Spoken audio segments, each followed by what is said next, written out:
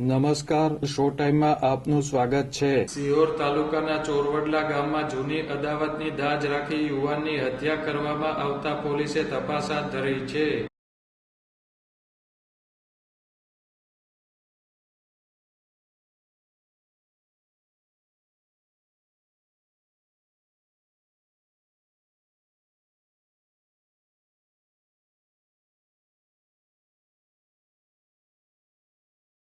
ચોરવડલા ગામમાં રહેતા લાલજીભાઈ ઝીણાભાઈ ગલાણીને ગામમાં રહેતા હાર્દિક ચેતનભાઈ પરમાર સાથે બોલાચાલી થઈ હતી। આ બનાવની દાજ રાખી હાર્દિકે છરીના ઘા ઝીકી લાલજીભાઈની હત્યા કરી હતી।